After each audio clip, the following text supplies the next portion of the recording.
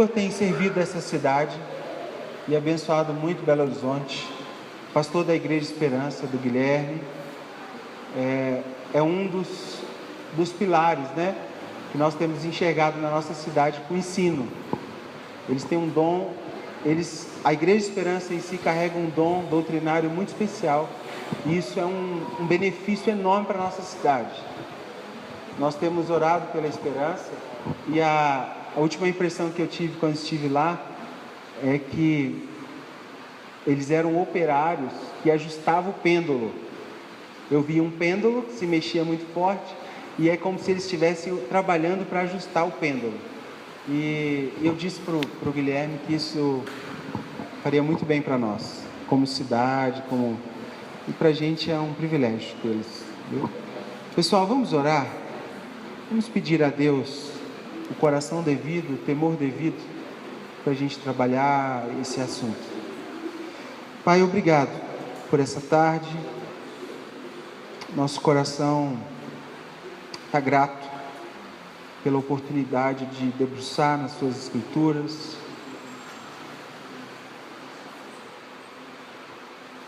encontrados pelo Teu Espírito Santo, e visualizando, Pai, ser uma família para as demais famílias dessa terra. Obrigado, Senhor, pela disponibilidade do Igor, por aquilo que o Senhor está construindo dentro dele, e aquilo que a Sua obra tem feito dentro dele, que desembocará também no serviço a nós. Obrigado, Senhor. Que ele seja esse ouvido, esse coração e essa boca para a gente aqui. Pai, oramos também pela comunhão proposta, por aquilo que vai além das palavras, pelo olhar, pelo acolhimento do Teu Espírito, do Espírito Santo, que nós sejamos imbuídos, Pai, em construir e alicerçar famílias, pessoas, consciências, talvez libertar pessoas de estigmas, de paradigmas, e trazer para a luz, para a Tua luz. Obrigado por cada pessoa que está aqui. Guarde a nossa mente, nosso coração, para que a gente esteja no Senhor, e somente o Senhor reine aqui. Em nome de Jesus. Amém. Fique à vontade. Pessoal, qual vai ser a dinâmica? O Igor vai começar a falar, e assim que nós terminarmos, ele vai direto, e no final a gente vai ter um cafezinho junto que a comunidade preparou para vocês. Essa parte do café também faz parte do FOC, ou seja, participe com a gente. Se você não conhece, voluntariamente, né? Chega, olha, não sei o seu nome, mas vamos tentar esse vínculo, que também para a gente é muito importante. Tá bom? Igor, vamos lá. Boa tarde, pessoal. Prazer enorme estar aqui. Pastor David, muito obrigado pela hospitalidade. É sempre uma honra, com certeza. E essa caminhada, ela é uma caminhada de muita gratidão a Deus. A gente fala que existem encontros que são muito providenciais, né? Na nossa formação, na nossa história, né? Naquilo que Deus vem realizando, nesse insistente amor que Deus tem de querer usar a gente como a gente para fazer alguma coisa, para a glória dele. E eu costumo dizer que obreiro, a gente começa a perceber que está ficando um pouquinho experiente quando a gente começa a diminuir a nossa confiança na gente mesmo, né? E eu acho que em grande medida é isso que Deus vem fazendo. A gente vem perdendo o controle sobre a gente e Deus assumindo o controle, né? E eu louvo muito ao Senhor, porque todos os encontros que eu tive com muitos irmãos nessa caminhada foram irmãos que foram colocados como dádivas, assim, sabe? Para marcar essa biografia frágil que a gente tem, né? Muito frágil. Mas é frágil justamente porque, é como disse Paulo, né? Deus deposita tesouros em vasos de barro, e isso vai tornando o Cristo mais evidente, que é, no final das contas, a nossa tarefa. Nossa tarefa é tornar Jesus mais evidente, né? E a gente se sente muito honrado de estar fazendo parte dessa história, e de você também fazer parte da nossa história. A gente é muito grato a Deus por isso. Tenho excelentes memórias. Ok, meus irmãos. Queridos, nós vamos falar um pouco sobre sexualidade. Esse é um tema muito sensível, principalmente no nosso contexto cultural moderno, na nossa vida social humana, né? A gente vê isso, é um tema muito recorrente em várias mídias, né? A gente vê isso na televisão, na internet, a gente vê de forma muito recorrente o tema da sexualidade na música, né? Na produção cultural, nos filmes, nas novelas, e esse é um tema que sempre está em voga, mais do que nunca agora. A gente tem atualmente muitos debates sobre sexualidade, muitos debates sobre questão de gênero, né? A questão de orientação sexual, a questão do aborto acaba voltando também à temática do corpo, né? E qual é o alcance da nossa autonomia sobre o corpo, até que ponto a gente pode dizer que a gente é dono do corpo, né? O que a gente pode fazer com o corpo que a gente acha que é legal, como que a gente lida com a sexualidade, se a gente tem autonomia para decidir questões da sexualidade. E no campo da fé cristã, apesar desse tema ser um tema que a gente tem hoje muita produção literária, a gente tem muitos bons debates, boas reflexões sobre o tema, infelizmente ele continua sendo um grande tabu no ambiente da igreja, em vários segmentos.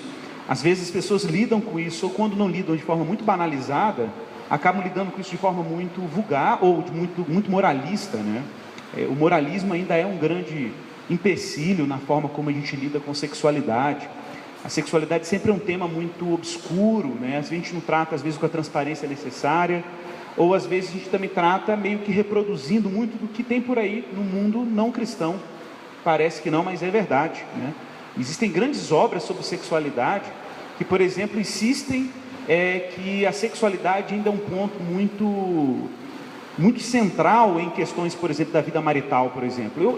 Eu confesso para vocês que eu não acho que o sexo é tão importante para o casamento assim, não. Você pode achar um tema até polêmico, né? Vocês vão ver depois por que eu vou dar razões para isso. Eu acho que a sexualidade é uma espécie de coroamento, uma espécie de dádiva mesmo que Deus dá para o casamento. Mas a gente cair num canto da sereia moderno de achar que o sexo é tudo. Eu falo, tem palestra evangélica sobre sexualidade que é quase comercial do Boston Institute, né? Sexo é vida, né? Sexo é tudo, sexo é... né? Mas na verdade essa é uma tensão que existe cultural, que às vezes vai empurrando, vai sendo meio que invadindo o universo da vida marital, e a gente vai abraçando isso como se fosse uma resposta absoluta. É óbvio que a sexualidade tem um papel muito importante sobre a vida do casamento, sobre o matrimônio, mas eu sempre costumo fazer uma pergunta provocativa, né? Porque a gente lê alguns livros que falam assim, olha, o termômetro do casamento é a sexualidade. Beleza, isso é muito interessante quando você pensa, por exemplo, num casal saudável em termos físicos, biológicos. Mas sei lá, se de repente você casou com uma pessoa que tem uma paralisia cerebral, se você casou com uma pessoa que lá com seus 10 anos de casado teve um acidente de automóvel e perdeu toda a potência sexual, biológica, acabou o casamento? Como é que fica isso? Aí, porque, né, a gente é doutrinado de que o casamento é tudo, sabe, o sexo é tudo para o casamento, e se o sexo acabar por alguma razão, o desejo, a libido sexual acabar por uma razão biológica, por um trauma psicológico, e aí, acabou o casamento? Se ele é tão absoluto na relação marital, né, se ele é tão determinante para a felicidade de um casal, nós temos um problema, porque às vezes nem sempre a potência sexual está disponível, até em termos biológicos. Então o casamento talvez tenha que ser tratado de uma forma um pouco mais ampliada, e a gente não reduzir o casamento à mera experiência sexual. Entretanto, a sexualidade é uma dádiva. A sexualidade, a gente é até redundante de falar isso, né? A sexualidade é uma grande dádiva divina. A sexualidade tem uma relação profunda com o sagrado. Parece que não, mas a gente não é banalizando o sexo que a gente resolve o problema de sexualidade. É sacralizando o sexo. É olhar para a sexualidade como uma dádiva sagrada, carregada de pureza divina. A gente tem que começar a mudar um pouco também a ótica nesse sentido, né? Porque às vezes a nossa relação com sexualidade, ela realmente às vezes assume uma característica muito vulgar. Mas justamente por causa dessa tentação de vulgarizar a sexualidade, a gente tem que ficar esperto. Talvez a vulgarização do sexo, essa forma às vezes banal de lidar com a sexualidade, pode ser uma evidência de que justamente há algo de sagrado nessa experiência. Tão sagrado que ela precisa ser resguardada dentro de determinados critérios. Ela precisa ser protegida. protegida por algum recurso, que a gente pode falar um pouquinho sobre eles. Irmãos, biblicamente nós temos lá em Gênesis capítulo 4, verso 1, e eu quero chamar sua atenção para esse detalhe. A Bíblia, em particular o Antigo Testamento, insiste em usar um verbo muito específico para falar sobre o sexo. Você sabe que a Bíblia usa muitas analogias para falar da sexualidade. Não existe, por exemplo, na Bíblia, uma palavra ou uma expressão explicitamente usada para sexualidade. A gente tem o termo sexo em português, mas na Bíblia, no Antigo Testamento, usa-se analogias para se referir ao sexo. Então você tem, por exemplo, uma analogia que é muito recorrente, uma palavra que faz uma alusão à sexualidade que é muito recorrente, que é a palavra conhecer. Conhecer, né? A Bíblia fala de conhecer. Também tem a palavra, às vezes traduzida como coabitou, mas se você for olhar para o termo original, ou comparar uma tradução bíblica com outra, você vai ver que algumas Bíblias usam a expressão conheceu. Isso é uma informação muito importante sobre o que a gente pode pensar em termos bíblicos sobre sexualidade, já para começar.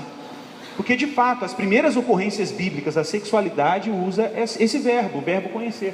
Olha aí, Gênesis capítulo 4, verso 1, por exemplo.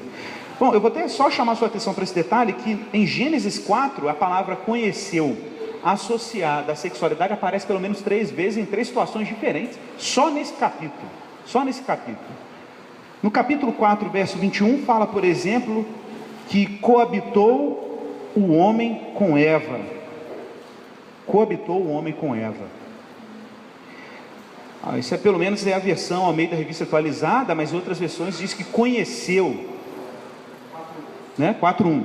Conheceu o homem a Eva.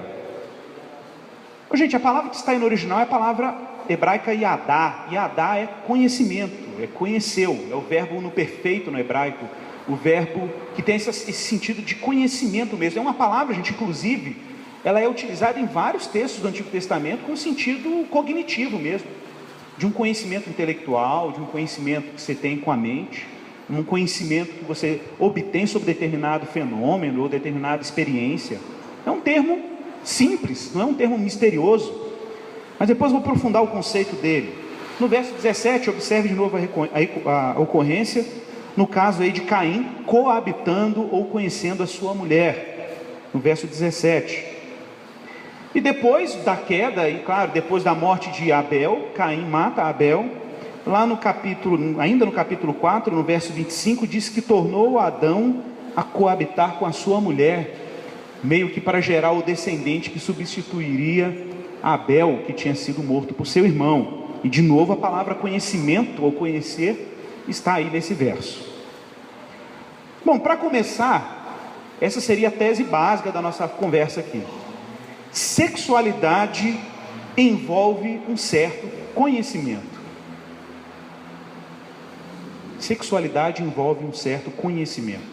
Seja lá qual for o conceito que você carregue sobre sexualidade, lembre-se sempre disso. Biblicamente falando, sexualidade envolve conhecimento.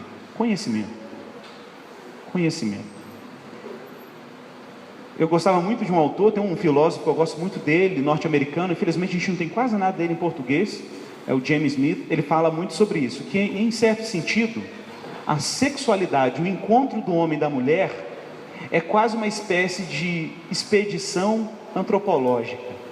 Quase, sabe, expedição antropológica no sentido do antropólogo clássico, aquele cara que ia para uma tribo indígena, desconhecida, e ele tinha que ir lá se vestir de índio, viver a cultura indígena, ele tinha que comer o que as pessoas comiam, ele tinha que dançar as danças que os índios dançavam, beber a água que eles bebiam, caçar como eles caçavam, para depois conseguir descrever aquela cultura, ou melhor, conhecer aquela cultura, uma espécie de imersão. E ele tinha que sair do seu lugar de conforto, da sua cultura local.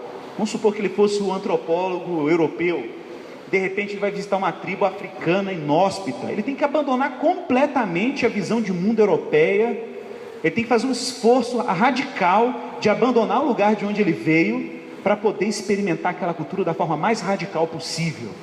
Então ele tem que comer como eles comem, vestir como eles vestem, cantar, aprender a língua, o idioma, os ritos sociais, como as famílias se organizam. E quanto mais ele experimentar aquela cultura como um nativo daquela cultura, mais conhecimento ele vai obter daquela comunidade ou daquela etnia. Na missão a gente fala muito de antropologia missionária, né? Que o missionário tem que ter essa capacidade transcultural. Por que transcultural? Ele tem que sair da sua zona de conforto cultural e tem que mergulhar em outra realidade. Eu tenho uma experiência muito rica assim, na parte de missão contexto urbano, principalmente com o contexto da comunidade vulnerável, né? Da periferia, da favela. E eu me lembro que foi um desafio absurdo entrar no universo da favela e compreender o universo da favela, né? Principalmente no ambiente que eu vivia, um ambiente muito acadêmico, da universidade. Então, de repente, você tem que entrar no universo da periferia e levar mais ou menos 1 ano e meio para descobrir que 4,20 é maconha, por exemplo. Entendeu, né? Entendeu. Entendeu? Sabe, você leva um tempo. Você leva um tempo para você descobrir determinados contextos culturais, determinados ritos, determinadas expressões, né? Determinados olhares sobre a realidade da comunidade, né? Por exemplo, como que é a dinâmica da segregação social dentro da favela. Como é que um aluno seu diz para você que não vai na Praça 7 porque tem medo de ir na Praça 7, mesmo morando ao lado de lugares onde de ritos, ambientes culturais onde o rito da morte é muito presente, né? Onde a ameaça à integridade física está lá de forma permanente, mas ele não consegue ir na Praça 7, porque a Praça 7 é mais ameaçadora para ele do que a comunidade onde a guerra do tráfico está presente. Como entender esses ritos, essa linguagem, entender esse universo? Você tem que sair da sua zona de conforto e tem que se abrir àquele universo. Às vezes usando as mesmas expressões, a mesma linguagem, usando alguns elementos culturais, vestir de determinadas formas, para você ter penetração cultural e etc. Ô gente, nós temos um nome para isso, pelo menos no campo da filosofia e da antropologia. Nós damos nome para isso de alteridade. Psicologia hoje usa muito o termo alteridade, as ciências sociais. O que é alteridade? A palavra alteridade de alteros. Alteros é o outro, pensar no outro, considerar a existência do outro. Quando você fala, pô, fulano de tal tem uma alteridade tão grande. O que é uma alteridade? Ela tem uma capacidade de sair de si, sabe? De sair de si e entrar no universo do outro. Ela tem um interesse tão grande em querer conhecer o outro. Gente, a alteridade seria uma espécie de outro nome para aquilo que nós cristãos chamamos de amor. O amor, no final das contas, é o homem que aborrece a sua vida. É o homem que descobriu que perder a sua vida, quer ganhar a sua vida, tem que perder a sua vida. É o homem que desistiu de amar a si mesmo, porque ele começou a amar tanto o outro, que ele começou a desistir de amar a si mesmo. Então, na medida que ele vai diminuindo o amor a si próprio, e muita gente fala, mas a Bíblia não fala que tem que amar o próximo como a ti mesmo, e às vezes isso é uma desculpinha para a gente ficar narcisista, e a gente no final das contas não ama ninguém, a gente fica só amando a gente mesmo, né? Gente, amar a si mesmo é de fábrica. Amar a si mesmo é de fábrica. Você já nasce com um monte de dispositivo biológico que insiste que você ame a si mesmo. Pode observar qualquer tipo de crítica, objeção, qualquer tipo de tensão social que você tem com o irmão na igreja, ou irmão no convívio social na família. O primeiro dispositivo que você já vem, a default de fábrica, é tentar se proteger. Você não precisa de um mandamento dizendo que você tem que se amar, não. Amar a si mesmo é natural. Você já tem uma pulsão na sua estrutura humana que insiste que você tem que se amar, tem que se proteger. Essa que é a questão. É que amar o próximo tem que ser tão natural quanto isso. Amar o próximo como a si mesmo é amar o próximo com a mesma disposição natural que nós temos para a gente se proteger, para a gente se autovalorizar, porque isso é natural. Agora, não é muito natural para nós experimentar alteridade, sair da gente e olhar para o outro. Isso exige quase uma expedição antropológica, é quase como se entrar numa tribo estranha. Deu para entender, né? Por que sexualidade implica em conhecimento? Porque, para começar, como cristãos, nós reconhecemos que homem e mulher são bichos diferentes. São universos diametralmente opostos. Não se surpreenda com isso. Homens que se relacionam com mulheres, mulheres obviamente se relacionam com homens, estão entrando numa aventura absurdamente nova. Isso significa quase que você está indo numa expedição. Você está entrando num território completamente estranho. Tinha um livro antigo aí que dizia que os homens eram de Marte e as mulheres eram de Vênus. Isso não é brincadeira não, é porque parece que é de planeta diferente mesmo, em todos os sentidos. Olha, existem estudos antropológicos, por exemplo, que eu acho muito interessantes, essa antropologia, a bioantropologia, né? Eu acho bacana demais isso, porque assim, por exemplo, há uma tese da antropologia biológica aí que ela diz o seguinte, que os homens antigamente, as mulheres, elas tinham um ciclo vital dela, o ciclo mensal dela, estava muito relacionado ao ciclo da lua e à estrutura e à ovulação da mulher, o período fértil da mulher. Como é que isso funciona? Não sei se você sabe, nosso ciclo lunar ele tem um padrão de funcionamento aí, né? Ele tem 4 ciclos de 7 dias para cada fase. Então, de uma lua nova à lua crescente são 7 dias, da crescente à lua cheia são mais 7 dias. Então, observe, da lua nova à lua cheia são 14 dias. E a lua começa a recuar de novo para a lua nova em mais 2 ciclos de 7 dias. Então, da cheia para a minguante 7, da minguante para a nova de novo 7. Então, você tem aí 28 dias, que é o ciclo menstrual. É o ciclo normal, biológico, esperado para o ciclo menstrual são 28 dias. Agora veja que curioso isso. Esse ciclo de 28 dias tinha uma lógica biológica também. Qual era a lógica?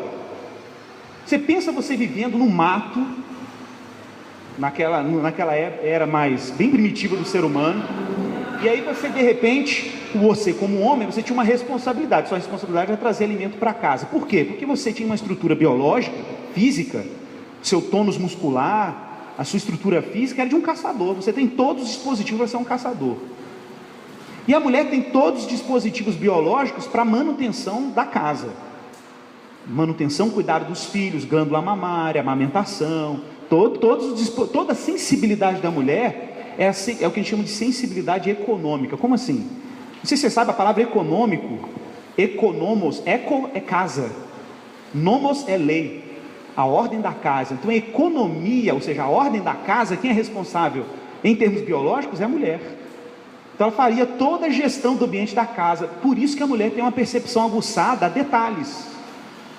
Por quê? Porque dentro de um ambiente como a casa, um ambiente pequeno, ela tem que ter uma percepção muito sensibilizada a detalhes, porque ela é responsável pelo oikos. Isso é a palavra economia, né? Pelo oikos, pela administração do universo da casa.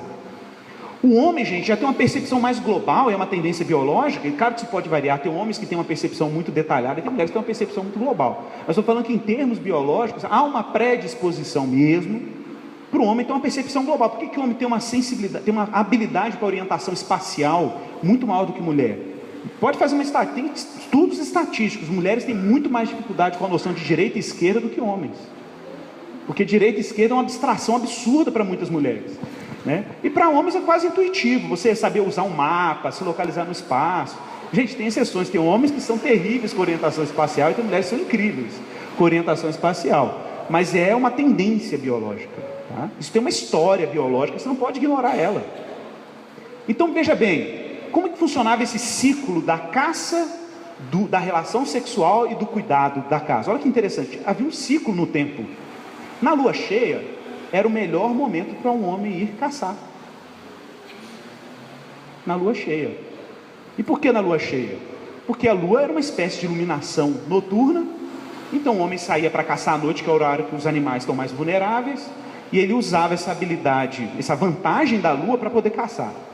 No momento que o homem está caçando, era geralmente o momento que a mulher estava começando o seu ciclo menstrual, que aí justamente o homem não podia ter relação sexual, então era tudo harmonizado. Então o homem ia caçar e a mulher estava tendo o ciclo menstrual em casa.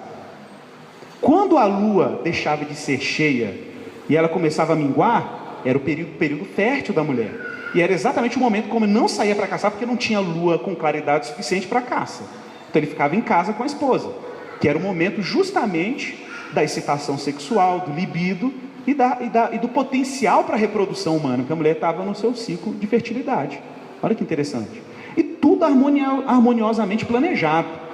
Tudo harmoniosamente planejado por quem? Adivinha? Pelo Criador. Pelo Criador.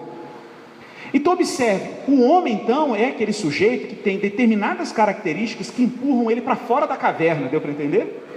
Para fora da caverna. O homem foi feito para a vida pública. A estrutura dele, gente, de novo, não é que a mulher não... Eu estou falando aqui de como o homem e a mulher são em termos biológicos, como que é a nossa história biológica. É claro que a nossa cultura criou um monte de alteração nisso. A gente tem poste hoje que ilumina a noite, ok? Então a vida mudou muito desde que inventaram a luz, ok? Mas a gente não pode esquecer que a gente tem uma história biológica que ela não pode ser ignorada. E claro, isso também tem a ver com a própria identidade feminina e com a identidade masculina. Não é à toa que nós homens temos uma propensão à aventura, uma propensão a sermos pioneiros, uma propensão a trabalhar, a ir para a vida pública, de criar projeto e tal. É óbvio que isso está na nossa estrutura, na nossa habilidade mesmo, enquanto seres biológicos. Eu estou falando só da esfera biológica. Então o homem foi feito para a esfera pública. O homem era o homem da espada. Por que a espada? A espada era um mecanismo de defesa quando você saía para a rua. Então o homem tem uma habilidade aí de força que ele usou sempre a seu favor para a proteção, inclusive da sua casa. Da sua casa. Ô, gente, é claro que tem outros detalhes aí que eu não vou entrar muito aqui em questão, mas vou falar só uma tese para vocês verem o nosso problema hoje, na nossa sociedade contemporânea, para vocês verem que coisa curiosa. Muita gente fala assim, por que a mulher, em termos biológicos, tem essa tendência de ficar para dentro do lar, e o homem tem essa tendência de ir para a vida pública? Toda vez que o homem sai de casa, vai trabalhar e volta, eu brinco mesmo, e aí, trouxe o mamute? Tem que trazer o mamute, né? Você tem que matar o mamute e trazer ele, né? Só que hoje a gente não mata o mamute, a gente vai lá, trabalha no computador, aí faz uma planilha, outro dirige, sei lá. Mas a gente que é homem tem que sempre lembrar que a nossa missão é matar um mamute mesmo. A nossa vocação, gente, é resolver problemas enormes para trazer o mínimo de segurança para o nosso lar. Isso é uma função masculina. Isso é uma função masculina. Né? E é louco, né? Porque hoje a gente vê a cultura contemporânea. Eu estava lendo uma matéria esses dias do jornal Globo de uma colunista, uma mulher super despachada, colunista, escreve bem pra caramba. Mas ela dizendo, olha, eu não dou conta mais desse negócio de eu sair de casa, não ver o meu filho, e chegar em casa e não ver o meu filho. Não dou mais conta. E não é por falta de apoio da família, não. Meu marido me ajuda, está todo mundo ajudando, mas eu quero dar um beijinho no meu filho, dizer boa noite para ele contar uma historinha, e eu quero sair de manhã e deixar meu filho na escola. Eu quero. E ela falou assim, não tem nada, não tem explicação sociológica, cultural, feminista que dê conta dessa minha angústia. Não tem. É porque está na minha estrutura. Está na minha identidade histórica. Não tem como uma pessoa abandonar, fala, vamos fazer agora um movimento cultural de afirmação de uma outra. Não tem jeito. Não tem como você negar essa dimensão biológica de uma forma tão implacável assim, ou tão artificial assim. Isso é um dado importante. Então, de novo, sexualidade vai implicar conhecimento. Conhecimento, gente, significa então que já está, é inerente à sexualidade, é inerente à experiência da sexualidade em termos bem amplos. Não tem jeito você driblar isso. Não tem jeito. Sexualidade não é ter relação com o igual. É ter relação com o diferente. É alteridade radical. É se aventurar em território estranho, seja para o homem, seja para a mulher. Você querer experimentar sexualidade achando que a mulher é igualzinho você é, em termos de desejo, pulsão, ciclo do desejo, como se fosse igualzinho, é uma armadilha, e vice-versa, e vice-versa. O ritmo de excitação sexual é diferente, o ritmo de sensibilidade é diferente, o modo como a mulher desperta determinados desejos é diferente do modo como o homem desperta determinados desejos. Existe aí um completamente outro, que você vai ter que encarar na vida marital e na vida sexual, não tem jeito, não tem jeito. Depois eu vou falar um pouquinho para vocês por que então que a homossexualidade é um problema. Por aí a gente já percebe que tem um problema na homossexualidade. Não estou falando, gente, da pessoa que tem uma inclinação homossexual, estou falando da prática homossexual como uma justificativa plausível para quem tem determinados desejos. Depois a gente pode falar sobre isso, mas pensa nisso. Pensa que se a base da sexualidade é o conhecimento, que conhecimento há numa relação com o igual? Percebeu o problema? Que conhecimento há numa relação com aquele que é exatamente como eu sou? Ele é simplesmente como eu sou. É uma relação com o espelho. É só isso. É uma relação com o espelho. E uma relação com o espelho tem um nome: narcisismo. O amor pela própria imagem. o amor por você mesmo. Não é à toa, pessoal, que é muito comum pessoas que têm experiências, eu falo por experiência de gabinete, e eu atendo muitas pessoas com o que a gente chama hoje de homofilia. Homofilia é um outro nome para o homossexualismo, porque é mais adequado. Homofilia é atração por pessoas do mesmo sexo. Porque o homossexualismo hoje está um termo que está bem carregado ideologicamente, né? Então, existem pessoas com inclinações homofílicas, uma atração por pessoas do mesmo sexo. Isso tem uma história, tem um motivo de ter isso, né? Eu conheço pessoas que são homofílicas, que têm atrações homofílicas, mas que são na relação com a sua esposa, porque são pessoas casadas, em alguns casos que eu atendo são pessoas casadas, têm relações com a sua esposa mais heterossexuais do que muito heterossexual machão. Por quê? Porque apesar de ter uma inclinação afetivamente homofílica, afetivamente inclinada por pessoas do mesmo sexo, eles são absolutamente responsáveis enquanto homens, muito mais responsáveis na vida marital, em termos morais, do que muito machão heterossexual. Ele tem muito mais disposição para assumir aquela relação heterossexual, apesar de ter uma inclinação homofílica, muito mais responsável do que muito homem hétero. Nesse sentido, ele é mais machão do que muito machão por aí. Incrível, né? Mas por quê? Porque ele se engajou num compromisso de conhecimento do outro. Sexualidade, alteridade, está tudo lá. Ele consegue fazer esse movimento que tem muito homem aí que não consegue fazer. Veja que coisa incrível. Pura experiência de alteridade. A gente vai falar mais sobre isso depois. Bom, para começar, ou para dar uma continuidade, a gente já viu que sexualidade envolve certo conhecimento. Mas esse conhecimento está fundado em outro elemento que a gente não pode descartar. E é interessante como que a Bíblia faz um movimento muito diferente do que a nossa era faz. Em Gênesis capítulo 2, verso 18, Deus olha para Adão sozinho e diz: não é bom que o homem esteja só. Não é bom. Olha, por que não é bom que o homem esteja só? Por que existe, na hora que Deus está criando homem e mulher, essa inquietação na divindade de não criar uma criatura solitária no mundo? No texto hebraico ainda é mais chocante, né? Diz assim: não é bom que o homem esteja isolado. Não é bom que o homem esteja isolado. Ô, gente, por que isso era de alguma forma uma coisa que ia contra a natureza do Criador? Porque o Criador não é isolado. O Criador não está sozinho. Não é à toa que o verbo que é utilizado é façamos o homem à nossa imagem e semelhança. Agostinho diria que Deus é comunidade. Se Deus é comunidade, gente, isso significa que Deus tem um profundo interesse em criar um homem à imagem dele. E Deus é comunidade, então ele tem que criar uma comunidade. Um homem com uma vocação radicalmente comunitária. Um homem com uma vocação radicalmente voltada para o outro. Voltada para o outro. Todas as vezes que o homem se isola, todas as vezes que o ser humano, seja homem ou mulher, volta-se para si mesmo, ele esquece que existe um universo fora dele, de relações fora dele, ele está indo na contramão da vocação que Deus deu para ele. A vocação que Deus deu para o homem e para a mulher é viver em comunidade. Oh, gente, é óbvio, eu quero reforçar isso, nós precisamos valorizar nos nossos dias e respeitar pessoas que têm vocação para o celibato. Isso quase não é ensinado. Existe uma pressão muito grande da igreja de que todo mundo tem que casar. Não necessariamente. E às vezes essa pressão é apenas uma reação a uma cultura que hipervaloriza a sexualidade, mais do que a Bíblia mesmo valoriza. Então a gente vê uma pessoa às vezes que não tem uma inclinação para casar, e a gente fica pressionando o sujeito para casar. E às vezes ele não tem vocação para isso. E a gente tem que respeitar isso. Isso é paulino, isso é apostólico. E às vezes a pessoa não tem essa vocação. Isso tem que ser respeitado. A gente como pastor, a gente tem uma grande responsabilidade nesse sentido. Mas a igreja como também tem que ter uma sensibilidade.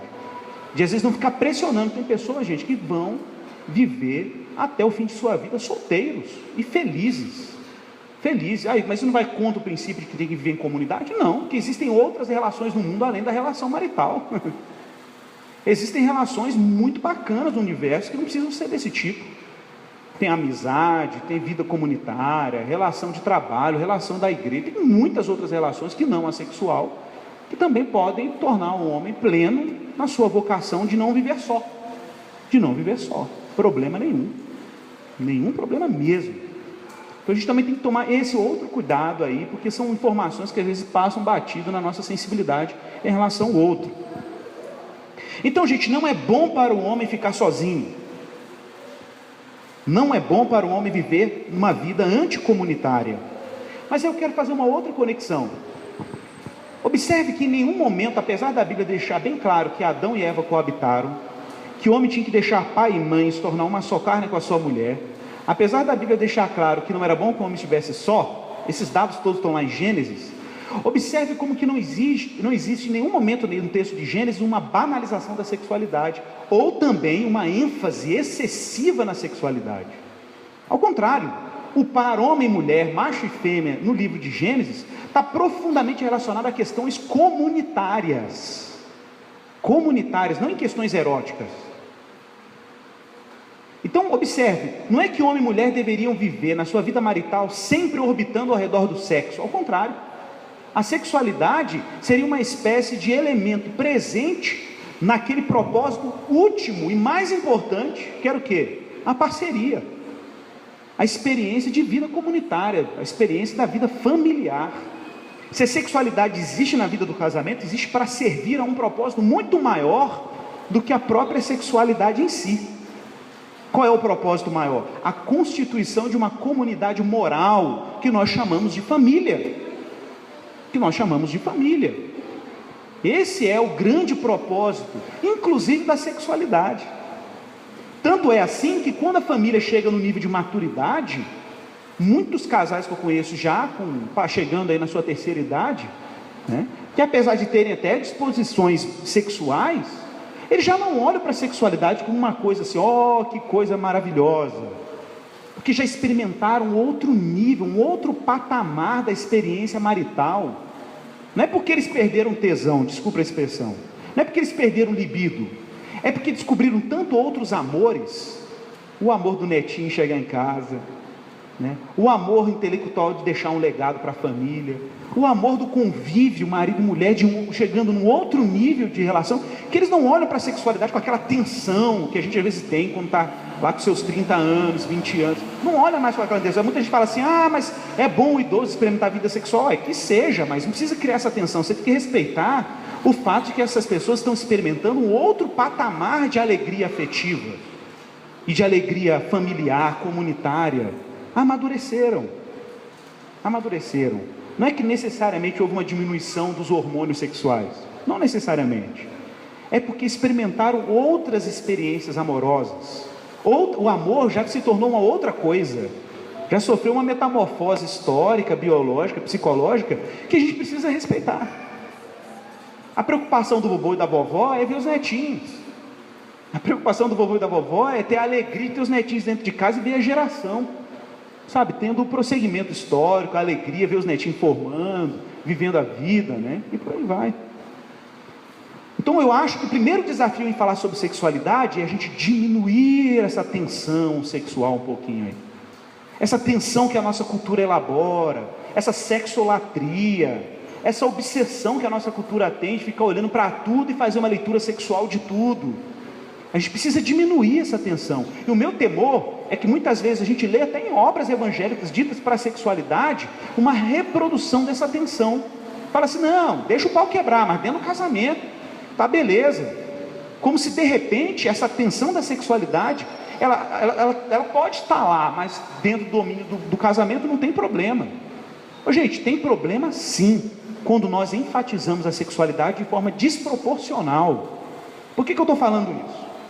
Eu vou dizer para você porque eu estou falando isso. Eu conheço casos em gabinete pastoral que quase ninguém fala, ensina e explica sobre esse tema. E quase ninguém explica. Por exemplo, vou dar um exemplo de uma patologia neuropsicológica catalogada nos livros de neuropsicologia, que quase ninguém comenta, e é um tabu nas igrejas, e é mais recorrente em ambientes religiosos que você pode imaginar.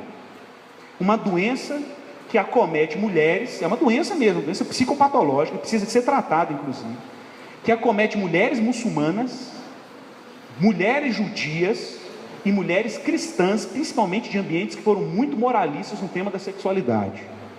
Essa doença se chama vaginismo, e quase ninguém fala disso na nossa igreja brasileira. Eu estou falando isso porque eu já acompanhei casos de vaginismo, e eu custei descobrir que esse troço era uma psicopatologia. O que é o vaginismo? Esses dias eu até assustei que eu vi um documentário na National Geographic falando sobre casos de vaginismo com mulheres muçulmanas, mas no meio evangélico isso quase passa batido. Eu já vi casamentos acabando por causa de vaginismo, muitos. O vaginismo, gente, é uma disposição, uma predisposição, um dispositivo psicológico, neuropsicológico, que mulheres que sofreram abuso ou que viveram em ambientes religiosos muito opressores em relação à sexualidade, que foram muito educadas no ambiente familiar religioso em se resguardarem sexualmente para o casamento, que quando chegaram no dia do ato sexual, dentro do casamento, legalizado, diante de Deus, diante da palavra de Deus, elas não conseguiram se abrir para o seu parceiro, para o seu marido, sexualmente. E elas disparam um dispositivo mesmo, e é louco, porque isso não tem nada a ver com libido e desejo sexual. São mulheres que desejam ter relações com seus maridos. Isso que é o mais louco. Por isso que eu falo, sexualidade é conhecimento. Repito, são mulheres que na hora do coito, da relação sexual, desejam ardentemente ter a relação sexual com seus maridos, mas na hora da relação, na hora do momento da penetração sexual, disparam um dispositivo biológico, emocional, absurdo, em que ela simplesmente não consegue ser penetrada pelo seu marido. E por que eu estou falando isso? Porque mães que educam filhas sexualmente precisam educá-las cristãs, precisam educá-las de forma muito responsável, porque senão vocês estão criando mulheres com um potencial enorme para destruir com seus casamentos. E isso é mais recorrente do que vocês imaginam. O problema é que quase ninguém fala sobre esse tema na igreja, tá? E eu tenho visto isso com tanta frequência, principalmente dos irmãozinhos que chegam na nossa igreja vindo de comunidades muito legalistas, filhos de cristãos que cresceram no ambiente evangélico e viveram sob esse tabu. Tá, gente, isso é muito recorrente e precisam de orientação, porque precisa de dessensibilização sexual, acompanhamento pastoral específico e precisa de acompanhamento psicológico. Eu estou falando isso porque eu tenho casos, inclusive dentro da minha família, que nós, graças a Deus, ajudamos, mas o casamento ficou por um fio, porque o homem achava que a mulher não desejava ele, achava que a mulher não queria nada com ele, e aí o camarada não deu conta e chutou o pau da barraca, por desconhecimento, por uma série de razões. Mas eu vou destacar apenas um caso interessantíssimo de vaginismo que eu acompanhei, muito interessante. No caso aí foi de um rapaz que foi na lua de mel, deu pau, aí ele falou, não, tá bom, aí eu tenho que ter mais paciência. Deu 3 meses de casamento, continuou dando pau. 6 meses de casamento, continuou dando pau no sistema. 1 ano de casamento, nada de sexo do jeito normal, eles improvisavam, mas com penetração a coisa não acontecia. Isso foi se arrastando por 8 anos de casados.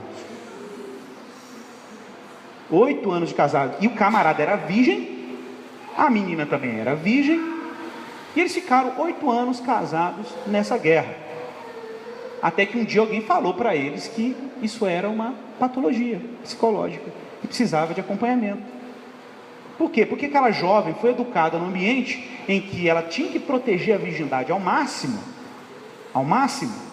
e claro, não foi ensinado, ao mesmo tempo que foi ensinado a castidade, tinha que ser ensinado o quê?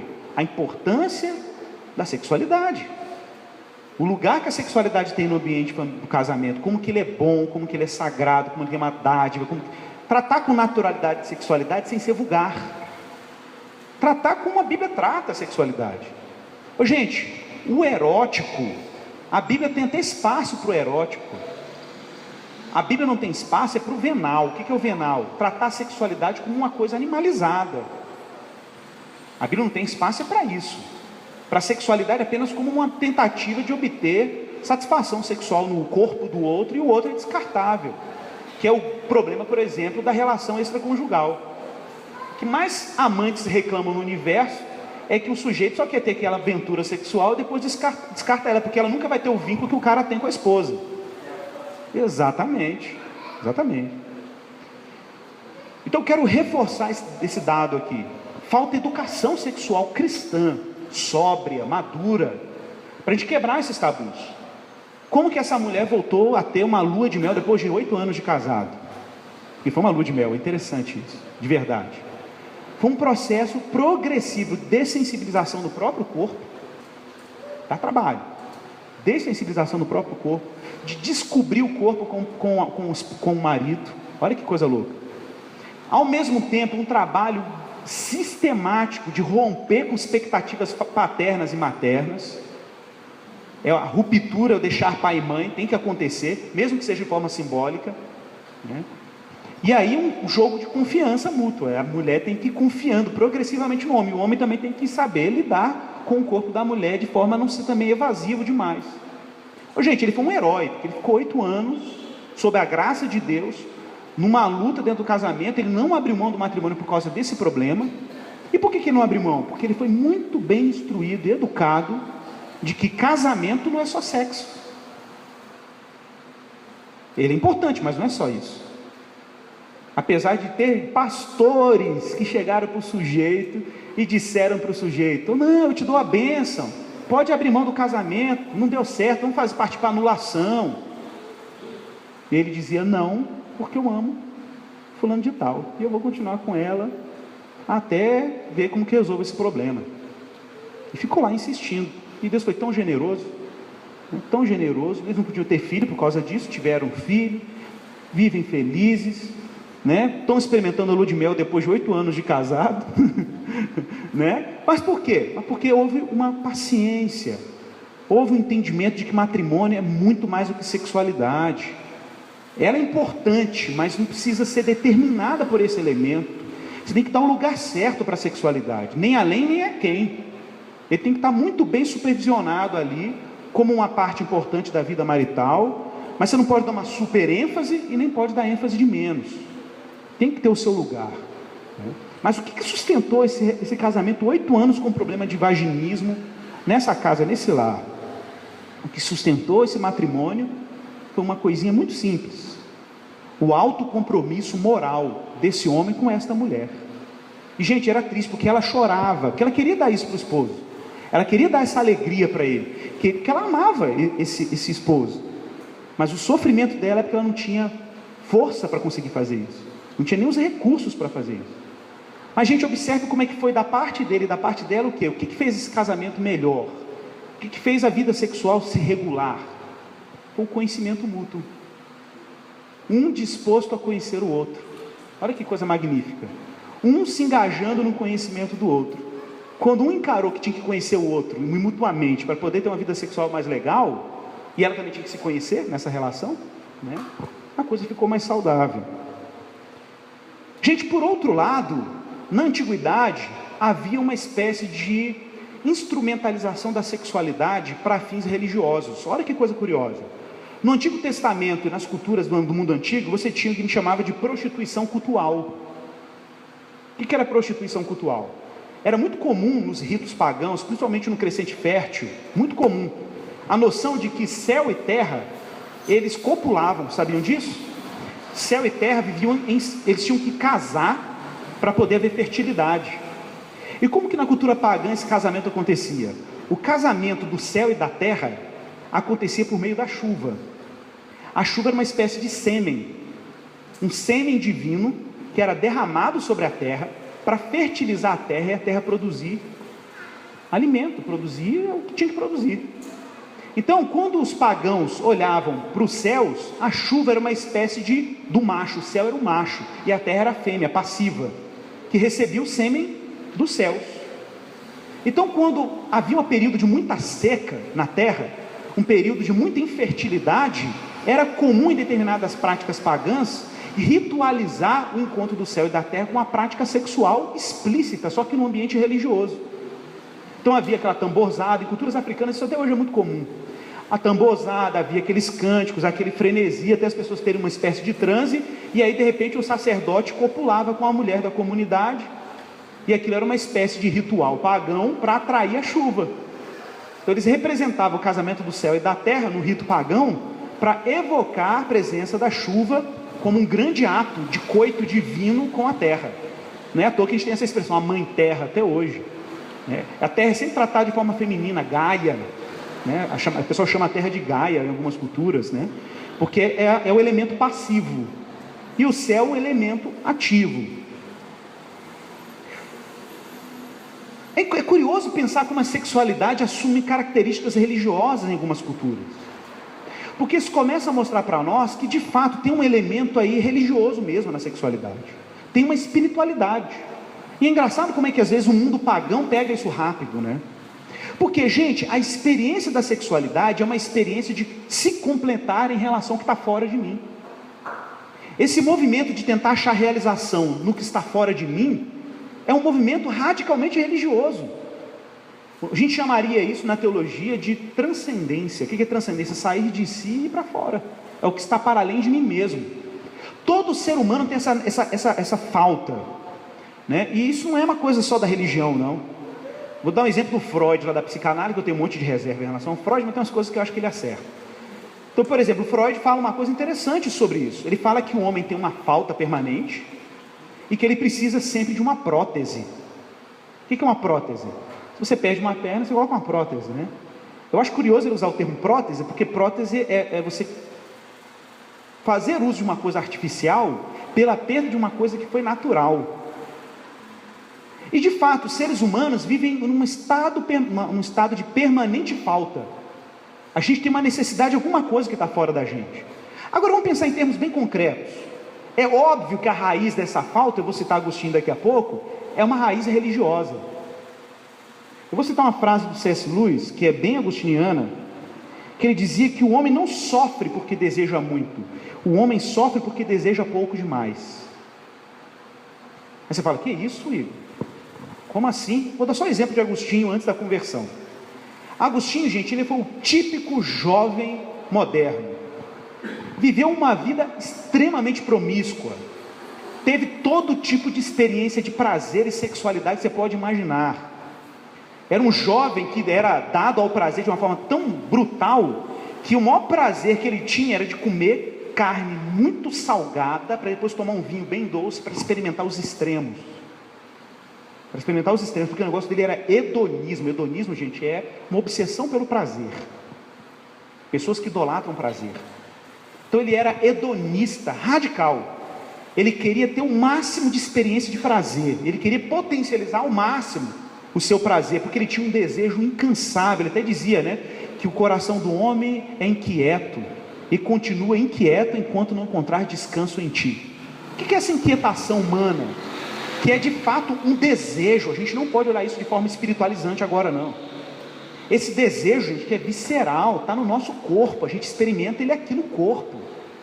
Esse desejo incansável. Você pode comer, você tem aquele prazer momentâneo, mas o desejo volta. Você pode ter relações sexuais mais diversos tipos e modalidades, posições inimagináveis e imagináveis, 2, 3, 4 na cama, você vai continuar insaciável. Mas o que é esse desejo que está lá na raiz da nossa estrutura humana? Que troço é esse que está aí no nosso corpo e grita dentro da gente? O que é isso? Aí o C.S. Lewis vai dizer, o problema do homem não é porque o homem tem desejo demais. Você podia olhar para Agostinho, insaciável, e falar, pô, esse cara deseja pra caramba, né? Agostinho vai dizer, não, o problema é que eu desejava pouco demais. É tão pouco que a quantidade de experiências sexuais, de modalidades de comida, o intelecto, a vida intelectual dele, nada satisfazia ele. Aí ele descobre que o problema dele é que o desejo dele era pouco. Porque se ele desejasse muito, ele ia chegar à conclusão simples de que não há nada no mundo terreno que poderia satisfazê-lo. Não há nada na criação de Deus que poderia satisfazê-lo. Então ele vai chegar à seguinte conclusão: o meu problema é um problema com o amor. Meu problema é um problema com o amor. Como assim com amor? É que nós homens não amamos, e aquilo que nós amamos nunca nos satisfaz no horizonte da nossa experiência humana, no nosso dia a dia, na criação de Deus. Dentro desse mundo criado, não há absolutamente nada que consiga apagar esse fogo. Não há absolutamente nada que dê conta desse libido incessante na vida humana. A criação não tem nenhum tipo de recurso, não tem dinheiro, não tem camaro amarelo, não tem poder político, não tem nada, poder, mulherada, nada que apague esse fogo que o homem tem. Porque esse fogo não é só sexual. Às vezes ele se expressa de forma sexual, às vezes ele se expressa de forma com a glutonaria, com a cobiça humana. Mas qual é a raiz desse desejo? A raiz desse desejo é puramente religiosa. É essa vocação humana que nós temos, que é radical, de que diz para a gente o tempo inteiro, de que a gente, para se sentir pleno, a gente tem que se encontrar com alguma coisa que está fora da gente. Às vezes, para muita gente, esse encontro se dá na sexualidade, quando chega lá não satisfaz. O que está fora de mim, que se eu me juntar com ele, eu vou sentir algum tipo de prazer? Aí você tem o gozo sexual, mas ele não te satisfaz plenamente. Logo depois do coito sexual vem o que os latinos chamavam de tristesse pós-coitus, a tristeza após o coito, que é a tristeza do orgasmo, pós-orgasmo, aquela melancolia, né? Os homens experimentam de forma mais densa do que as mulheres, uma melancolia absurda, brutal, aquela melancolia. Poxa, eu cheguei no paraíso, achava que estava chegando no paraíso, e de repente você cai numa depressão. É a tristeza pós-coitus, louco, né? Está na nossa estrutura sexual, aquela melancolia masculina após a relação sexual. Ao mesmo tempo que você tem aquela bomba de dopamina, de prazer, de repente você é assaltado com a melancolia. Por quê? Porque é o lamento de não ter chegado no sagrado. Olha que coisa forte. É o lamento de não ter chegado no paraíso que você tanto aspira a chegar, naquele senso de plenitude, de você estar completo. Você não chegou lá, alguma coisa não permitiu que você chegasse lá. Isso é muito sério, porque a gente não pode separar a sexualidade de espiritualidade, porque tem uma tensão aí, que a gente tem que tratar ela, a gente tem que saber lidar com ela. Então, só para continuar essa ilustração, gente, por que a nossa sociedade hoje é hipersexualizada? Por que existe essa hipervalorização do sexo, como se toda a felicidade humana, toda a realização humana orbitasse ao redor dessa temática? Até para vender produtos, as pessoas vendem produtos com a figura da sexualidade, da mulher, a exploração do corpo da mulher e tal. Por que existe essa obsessão na nossa cultura contemporânea com o afeto sexual, com o desejo sexual? Pessoal, o seguinte, lá por volta do século XVI, século XVII, depois que o mundo ocidental foi tomado por valores da fé cristã, e também por alguns tabus religiosos que foram desequilibrados de fato, muito moralismo, a humanidade descobriu o poder da razão. E isso se deu por um homem chamado René Descartes, um filósofo francês importante, que escreveu aquela frase famosa: penso, logo existo. Naquele momento, houve uma ruptura, escute isso, é muito sério, houve uma separação na nossa cultura ocidental entre mente e corpo. O René Descartes chamava o ser que pensa e o ser extenso, o res cogitas, o res cogitas e o res extensa. Houve uma separação entre mente e corpo. Mente e corpo. Você já viu aqueles quadros antigos do século XVII, em que os homens vestem aquelas roupas formais, eles têm uma espécie de babador gigantesco assim no pescoço? Vocês já viram isso nas artes antigas? Aquilo, gente, era uma espécie de representação na roupa da separação entre a mente e o corpo. Porque o corpo, ele tinha que estar sob o controle da razão. Nesse momento da história da humanidade, o corpo vira uma espécie de território que você tem que controlar com a mente. Você tem que controlar com a razão. Então o corpo já não é mais parte da sua identidade. A sua identidade é a razão. O corpo é uma extensão que você precisa ter ela sob supervisão dos valores da racionalidade humana. O corpo, nesse momento, deixa de ser parte da sua identidade. A sua identidade não tem mais nada a ver com o corpo. Sem querer querendo, o ser humano pavimentou a partir daí essa relação de que o corpo é uma coisa que está ali fora, é um instrumento que eu uso ele, não tem nada a ver com quem eu sou. O que eu sou não tem relação com o meu corpo, o que eu sou tem relação com a minha mente. Brincando, nós transformamos o corpo num território de ninguém, numa terra sem dono. Isso é impressionante. Tá, a história vai avançando. vai avançando ao ponto dos homens decidirem, a partir da razão, fazer com o corpo alheio o que quiserem. Exemplo, o holocausto nazista. O que é o holocausto nazista? Todas as vezes que você pensa em campo de extermínio, o que você pensa? Num monte de corpo despido num campo de extermínio. O que você está encontrando no nazismo, no campo de Auschwitz, do Hitler? O que você está encontrando lá naqueles campos de extermínio? Alguém que se acha no direito de ter o controle sobre o corpo alheio, porque o corpo alheio é um território. É um monte de corpo aglomerado dentro de um campo de extermínio, entrando na câmara de gás e você matando aquele pessoal. E que poder é esse que o homem tem de determinar para o corpo do outro o que ele é, o que deve ser feito com ele? Da onde que veio esse poder? Esse poder veio lá de trás. Lá de trás, lá do movimento do Descartes, que dizia que a gente controla o mundo com a razão. Então, se pela biologia darwinista, que era o darwinismo social, o Hitler lê lá que existem espécies mais evoluídas e outras menos evoluídas, também deve existir seres humanos mais evoluídos e menos evoluídos. Quem é o menos evoluído? É o judeu, é o negro, é o homossexual. Então põe eles dentro de um campo de extermínio e mata, para a gente conseguir dar um salto na nossa evolução humana. Ô, gente, olha que loucura, matando o ser humano usando a razão. Será que era a razão? Será que é? Gente, depois da Segunda Grande Guerra, a maior pergunta que surgiu na história da humanidade, no campo da filosofia, da história, da educação, depois do nazismo, foi: o que é um homem? Foi a maior crise que existiu na história da humanidade. Foi essa, a partir dos meados ali do século XIX, do século XX, foi: o que é o homem? O que é o ser humano? Ninguém sabia mais definir o que era o ser humano, porque é óbvio que se você mata Deus, se você tira Deus da história, que foi o que aconteceu antes com o racionalismo, o próximo passo é você eliminar o ser humano. Se você criou dúvidas sobre quem Deus é, a próxima dúvida que você vai criar é sobre quem você é. É o passo seguinte. Essa foi a grande crise depois da Segunda Guerra Mundial. Os homens não sabiam mais o que era o ser humano. Você acha que é acidente de percurso que o maior documento da dignidade humana que nós temos, que chama Declaração Universal dos Direitos Humanos, tenha surgido exatamente depois da Segunda Grande Guerra Mundial? Porque a grande questão que foi levantada nesse momento é o que é o ser humano. Tá, aí você tem Guerra Fria, você tem Guerra do Vietnã, e aí você tem um grande momento histórico, que foi o quê? Woodstock. Um movimento de revolução afetiva, um movimento feminista bombando, sexo livre,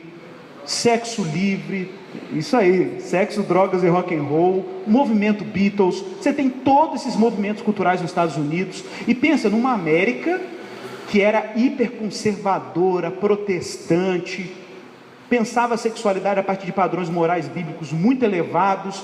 De repente há uma espécie de trauma com a civilização cristã, e aí você tem que hiper experimentar o prazer. Aí você tem elaboração de drogas sintéticas, o barato da droga, a experiência das orgias sexuais, o sexo tem que ser liberalizado, é a era do aborto, porque o que teve de gravidez indesejada nessa época não está no gibi.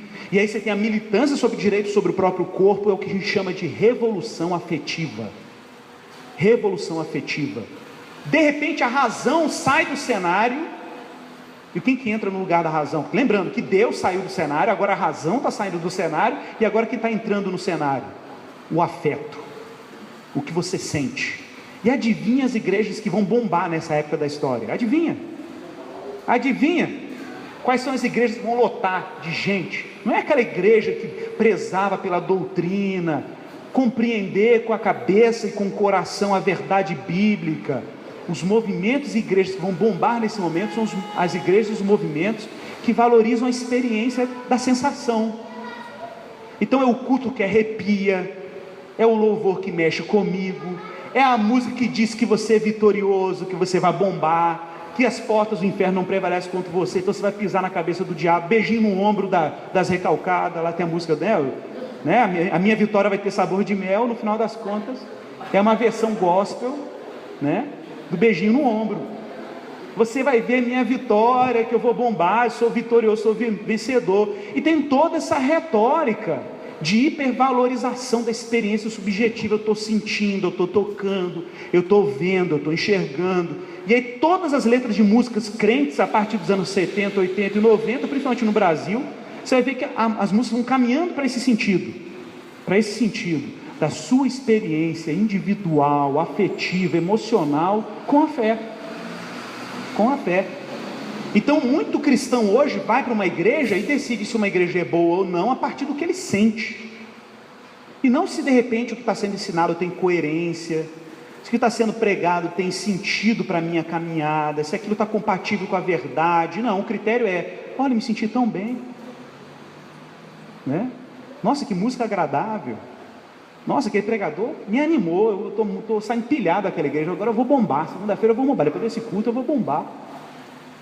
Não houve nenhum confronto consistente com a relação dele com Deus, a relação dele com Cristo, com o Evangelho, com a cruz, entendeu? Então ali uma espécie de crise também. A gente está vivendo um momento de crise, em que a igreja evangélica acabou abraçando o movimento da revolução afetiva, só que deu um batismo gospel nela, batizou a revolução afetiva, né?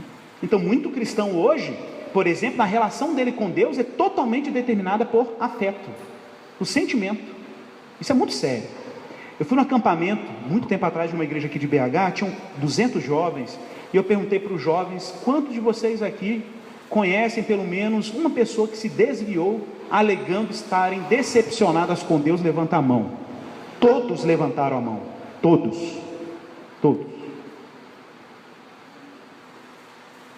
Irmãos, não existe gente que se decepciona com Deus. Se uma pessoa alega ter se decepcionado com Deus, a chance dela ter se decepcionado com uma projeção ilusória do que ela achava que Deus era é enorme.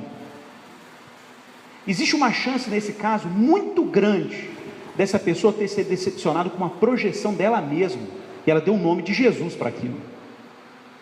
Deu o nome de Jesus. Geralmente essas decepções são decepções porque existe uma relação religiosa com o sagrado completamente distorcida. A espiritualidade dela já está totalmente tomada de sentimentalismo, e ela projetou em Jesus expectativas afetivas e emocionais sobre quem ela acha que Jesus deveria ser. E Jesus, obviamente, vou deixar isso claro para os irmãos, 90%, só uma estatística de segurança, que eu queria falar 100, vou falar 90 para não errar. 90% da nossa caminhada cristã é Deus detonando com as nossas expectativas ilusórias sobre quem Deus é. Grande parte do que você chama de sofrimento, no final das contas, é Deus te convencendo de que Ele não é nada daquilo que você imaginava que Ele é. Grande parte do nosso tempo na igreja, vindo aqui, é só para você ouvir que Deus não tem nada a ver com o que você imagina. Porque aquilo que você já está convencido pela verdade não te frustra mais. Te frustrou? Fique esperto. Há uma chance enorme de que você ainda tem conhecimento viajante sobre quem Deus é. E aí você precisa ser disciplinado pela verdade, como diria o Luiz, né? Deixe a palavra de Deus falar contra você. Deixe a palavra de Deus falar contra você. Aí você fala: o que é isso? Será que é isso mesmo? Vamos pensar junto aqui. Então já descobrimos que a nossa era é marcada por um sentimentalismo implacável. As pessoas determinam se uma coisa é boa ou não de acordo com o que elas sentem, não se aquilo tem coerência, não se aquilo é alinhado com a verdade, se aquilo está respaldado nas escrituras. É simplesmente o que elas sentem. Se eu me sentir bem, está valendo, é bom, é bênção de Deus. Eu gosto daquele lugar, gostei daquela palavra, me fez tão bem. Me fez tão bem. Você está cheio de ressentimento, você está torcendo para o pastor falar uma frase para pegar o irmãozinho que você está ressentido. O pastor falou a frase, benção aquela igreja. Não benção aquela igreja nada, é simplesmente porque ela se conformou à sua expectativa. E como ela satisfez a sua expectativa, né, você pode provavelmente ter caído numa armadilha sentimentalista, né? Às vezes, para um cristão autenticamente cristão, se sentir bem é se sentir confrontado, é se sentir desafiado, é se sentir inquieto, no bom sentido. É de repente você ser disciplinado pela verdade do Evangelho, e o Evangelho organizar a sua forma de ver o mundo. Porque de repente você foi assombrado com quem Deus é de verdade, e você se maravilha justamente porque você ficou chocado. Você ficou chocado.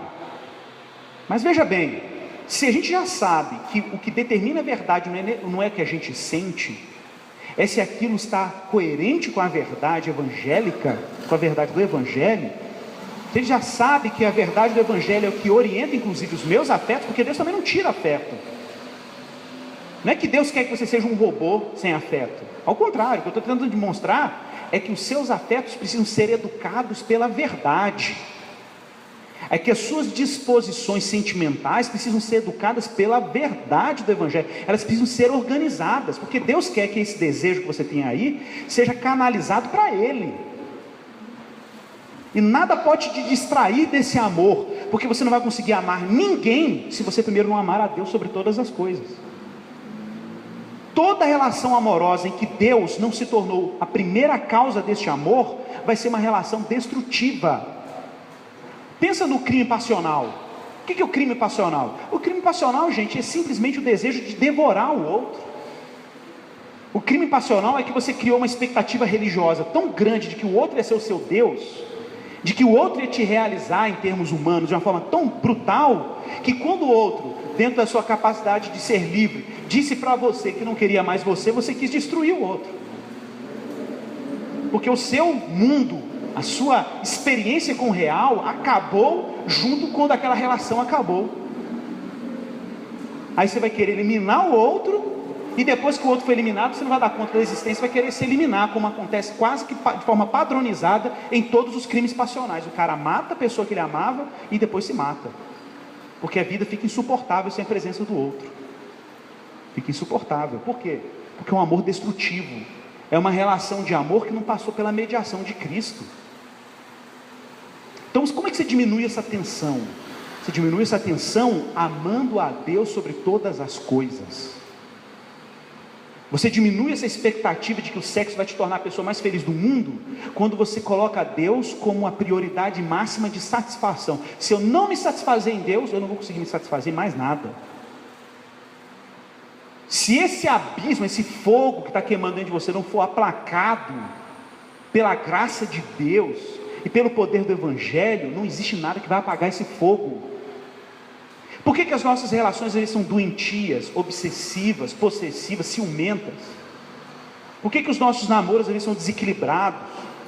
Porque a gente ainda não descansou a alma em Cristo. A nossa existência não encontrou repouso nos méritos de Cristo na cruz e no amor de Deus que está exibido naquela cruz. Nós ainda não chegamos no nível do salmista que dizia: eu anseio pelos teus átrios. Como dizia Davi, os meus rins te louvam. Por que ele fala os rins? As glândulas suprarrenais da adrenalina, né? Nossas vísceras não estão completamente entregues ao poder de Deus e a quem Deus é na revelação de Jesus Cristo. Então a gente não encontra satisfação nele. Não encontrando satisfação nele, meu querido, você não vai encontrar satisfação em mais nada, e vai ficar criando expectativa de que o outro vai te realizar. Muito cristão fica assim: como é que eu faço para amar o outro? Queria tanto ser igual fulano de tal, que vive amando as pessoas. Meu irmão, você só consegue amar o outro quando você começa a amar a Deus. Quando Deus se torna o núcleo da sua identidade, tudo que você espera de expectativa está depositada nele. E aí ele começa a organizar o modo como você ama outras coisas.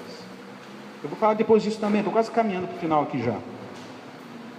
Então nós precisamos resgatar uma espiritualidade do corpo. O nosso corpo precisa voltar para o cenário da espiritualidade. A gente não pode aceitar essa separação secular entre corpo e mente, ou corpo e espírito, como se de repente o corpo não fosse parte da minha identidade. Gente, esse negócio do corpo é tão sério para o cristianismo, que o dia que Deus decidiu te salvar, Ele te salvou no corpo. O Verbo se fez carne e habitou entre nós. O corpo de Cristo foi para a cruz. O corpo de Cristo foi flagelado. O corpo de Cristo foi sepultado.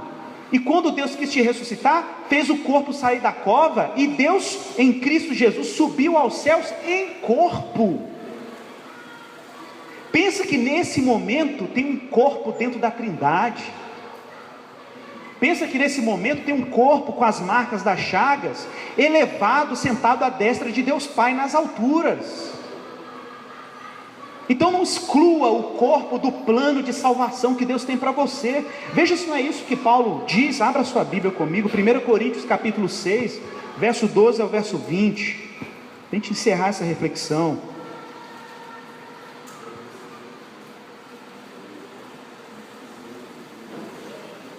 Irmãos, corpo e mente não podem ter histórias separadas. Corpo e espírito não podem ter histórias separadas. A nossa identidade é o que a gente é integralmente. O corpo tem tudo a ver com a minha espiritualidade. A minha espiritualidade tem tudo a ver com a minha identidade e como eu lido com o meu corpo. Paulo disse, 1 Coríntios 6,12: todas as coisas me são lícitas, mas nem todas me convêm. Todas as coisas me são lícitas, mas eu não me deixarei dominar por nenhuma delas. Nenhuma delas. Os alimentos são para o estômago, e o estômago para os alimentos, mas Deus destruirá tanto estes como aquele. Porém o corpo não é para a impureza. A palavra impureza no grego é a palavra porneia. Porneia é uma palavra grega genérica para todo tipo de prática sexual irregular, em desarmonia com a palavra de Deus, todo tipo de promiscuidade sexual. É uma palavra ampla. Está aí a fornicação, o adultério, uma prática homossexual, está tudo aí. O corpo não é para a impureza. Paulo é categórico. O corpo não é para a porneia, mas para o Senhor. Meu irmão, pensa nisso, o seu corpo é para o Senhor. Então essa visão espiritualista de que o corpo é apenas um invólucro, o corpo é só uma carcaça que existe aí para habitar o espírito lá dentro, é uma visão pagã. Isso não é cristão. Se isso fosse cristão, por que Jesus ressuscitou em corpo? Jesus ressuscitou em corpo porque o corpo tem sacralidade, o corpo tem propósito, o corpo é para a eternidade. Para pensar nisso, o seu corpo é para a eternidade, porque se você morre com Cristo na semelhança da sua morte, você ressuscita com Ele também na semelhança da sua ressurreição. Jesus não apareceu de forma fantasmagórica depois da ressurreição. Jesus apareceu com corpo, glorificado, é verdade, mas corpo. Mostrou chagas para Tomé. Não mostrou as chagas numa alma penada, ele mostrou no corpo. Ele comeu com os discípulos e subiu aos céus em corpo. Então Paulo está dizendo, o corpo é para o Senhor, e o Senhor é para o corpo. Verso 14: Deus ressuscitou o Senhor. Olha como é que Paulo usa a ressurreição para mostrar como o corpo é sagrado. Deus ressuscitou o Senhor e também nos ressuscitará a nós pelo seu poder. Não sabeis que os vossos corpos são membros de Cristo? E eu porventura tornaria os membros de Cristo e os faria membros de uma prostituta? Paulo diz, absolutamente não. Ou não sabeis que o homem que se une à prostituta forma um só corpo com ela? Porque como se diz, serão os dois uma só carne. Mas aquele que se une ao Senhor é um espírito com Ele. Fugir da impureza, de novo a palavra porneia, fugir da impureza. Qualquer outro pecado que uma pessoa cometer é fora do corpo, mas aquele que pratica a imoralidade peca contra o próprio corpo, viola aquilo que está sendo separado por Deus para a ressurreição. Isso é muito sério. Acaso não sabeis que o vosso corpo é santuário do Espírito que está em vós, o qual tendes da parte de Deus, que não sois de vós mesmos? Observe, Paulo está dizendo que nós não somos de nós mesmos. Eu não posso tratar o meu corpo como propriedade privada. Não posso tratar o meu corpo como propriedade privada, como se eu fosse absoluto sobre o meu corpo. O meu corpo tem dono, e não foi comprado de qualquer forma, foi comprado com o corpo de Cristo na cruz. E aí Paulo diz claramente no verso 20: por que fostes comprados por preço? Qual preço? O preço da crucificação do Filho de Deus. Por que fostes comprados por preço agora que o seu corpo foi comprado? Glorificai a Deus no vosso corpo. Então meu corpo tem um propósito. Irmãos, para fechar, a nossa estrutura física, os nossos desejos corporais precisam ser cativos a Cristo. Eles precisam ser ordenados por Deus. Afeto, desejo precisa ser educado pelo Evangelho. E como eles são educados? Naquilo que Agostinho chamava de ordem do amor, ou ordo amoris. O que é a ordem do amor? Olha que interessante isso. Agostinho entendia que nós só poderíamos ter relações amorosas com qualquer coisa na vida, dentro do propósito de Deus, dentro da ordem de Deus, na medida que o nosso amor prioritário estivesse apontado para quem Deus é. Se você não amar a Deus, as suas relações amorosas todas vão ser desreguladas. Então você vai amar demais coisas que não precisava ser amado tanto. Você vai amar de menos o que deveria ser amado apropriadamente. Você vai amar coisas que não eram para ser amadas. Olha que coisa louca. Por quê? Porque de repente houve uma espécie de desregulação da forma como você ama. É igual carro velho. Quebra uma peça, começa a quebrar outra, o carro fica todo desregulado por causa de uma que estava fora do ajuste. Então você tem que regular o sistema inteiro. O sistema inteiro tem que ser regulado. E como regular o sistema inteiro? Encontrando satisfação naquele que está para além de todas as criaturas. Aquele que não é criatura, é criador. É olhando para Deus, ser ferido por Deus para começar a amá-lo, como diz Agostinho: a tua palavra me feriu, então eu amei. Se a palavra não te ferir, você não vai amar. A palavra precisa te ferir, ela precisa te atingir, te desiludir em relação aos falsos amores que você construiu, em relação aos falsos afetos que você elaborou na sua vida, e aí você ser capturado pelo amor a Deus, e a partir desse amor, todas as suas relações serem reguladas por ela. Por exemplo, relações amorosas muito possessivas, ciumentas, mães ou pais que têm uma relação com os filhos doentia, de apropriação, porque às vezes teve um desajuste afetivo na relação marital e projeta no filho. Gente que tem, por exemplo, o desempenho sexual caiu depois que começou a entrar em determinados ambientes profissionais. A pessoa não tem mais desejo, libido sexual, porque só pensa no trabalho, e aí vai para a cama, vai pensando no que tem que resolver no outro dia, está amando demais o trabalho, já comprometeu a relação amorosa em casa. Observe como é que começa a ter uma irregularidade, e essa irregularidade, essa destemperança nos afetos, é reflexo de um único problema: perda de satisfação em Deus. Você tem que olhar para Deus e amar tanto a Deus ao ponto de você perder essa obsessão de amar a si mesmo. E quando você diminui essa obsessão para amar a si mesmo, começa a amar a Deus sobre tudo, Deus começa a temperar o seu amor pelos outros. É incrível. Você começa a se preocupar com o sofrimento alheio, você começa a se preocupar com a sua esposa, e aí você começa a olhar aqui, por exemplo, aquela preguiça mortal que você tinha como homem de não lavar a louça, precisa ser superada, porque você descobriu que quando você lava a louça, sua mulher fica mais calma, ela fica menos chata.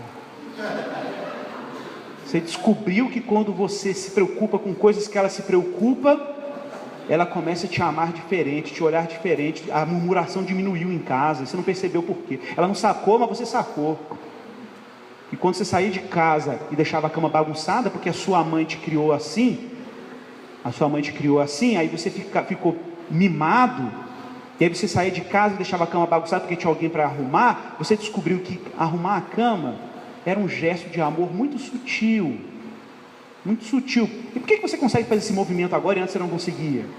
Porque você começou a perder, você começou a perceber que na medida que você amou a Deus, você deixou de ser o centro do universo. E quando você deixa de ser o centro do universo, você tem sensibilidade em relação ao outro, seja sua esposa, seu filho, seu vizinho, seu parente, o cara que está vulnerável na rua, não importa. A tensão sobre o seu ego diminui, porque você começou a amar a Deus e a amar o outro. Isso não é artificial não, gente, não é chegar amanhã igual um robô e artificialmente começar a mudar o hábito, não. Isso é porque os seus afetos foram alterados, na medida que você começou a colocar Deus como centro do universo. Deus não se tornou apenas confiável, como diz o John Piper. Deus não é apenas confiável, ele é desejável. Então você tornou Deus desejável, o amor por Deus começou a te aquecer, você começou a perceber que você não era tão importante, mas que Cristo era importante, você começou a ficar à margem da sua biografia, Cristo se tornou o centro da sua biografia, da sua história de vida, e aí você começa a perceber o outro. Eu tenho uma esposa, eu tenho um marido, que legal, eu não preciso viver ao redor do meu consumo, não, desse desejo absurdo de querer realizar o que eu preciso, porque Cristo começou a tornar o centro. Então Deus começa a regular os seus afetos. É progressivo, mas é lindo ver isso acontecendo. É um discipulado longitudinal, mas acontece. Deus vai regulando, e aí você diminui as expectativas. Sabe essa coisa de ficar criando expectativa demais em relação ao cônjuge? É um absurdo, né? Você fica idealizando, você diminui essa tensão. Você está tão satisfeito em Deus, Você diminui a tensão do que você espera do trabalho, do que você espera do sexo, do que você espera do outro. Vai diminuindo a tensão. E aí você tem condições de finalmente organizar essas relações. Porque você se distanciou o suficiente, por um lado, para enxergar o outro. E aí você parou de achar que o outro tinha que ficar o tempo inteiro te satisfazendo. Isso serve para homens e serve para mulheres. Serve para homens e para mulheres. Amém, pessoal? Então, nosso corpo foi dado para a glória de Deus. Foi dado para a glória de Deus. Então, aquela música do Luiz Fernando Veríssimo, aquela poesia dele, Corpo e Mente, é uma viagem. Ele dizia: o corpo e a mente têm biografias separadas. Não tem não. Não tem não. Cada um tem memória própria. Meu corpo tem lembranças, cheiros, tiques e andanças que a mente não registrou, e o corpo não tem as marcas de metade do que a mente passou. Essa separação entre mente e corpo, para o cristão, não existe. Separação entre espírito e corpo, não existe. Separação do corpo da sua história de vida, não existe, porque o seu corpo está destinado à ressurreição. Então nós temos que fazer um uso responsável do nosso corpo. Como? Regulando quem ele ama. Como que você regula isso? Amando a Deus sobre todas as coisas. Por que um cristão não hesitava, um cristão verdadeiro não hesita em entregar o seu corpo à morte, se for preciso, por amor a Cristo? Não é porque ele é um homem cheio de alteridade só, não é porque ele é um homem cheio de amor ao mundo só, não, é porque ele descobriu que o maior tesouro é Deus, em Cristo, que a sua vida está destinada à ressurreição, e ele não tem por que temer a morte, o desconforto. Ele está tão satisfeito em Deus, e você olha para ele e fala: que cara corajoso. Não, ele é simplesmente um homem que descobriu onde os seus desejos se realizam. Por isso que ele pode amar a ponto de correr risco na própria vida. Amém, pessoal?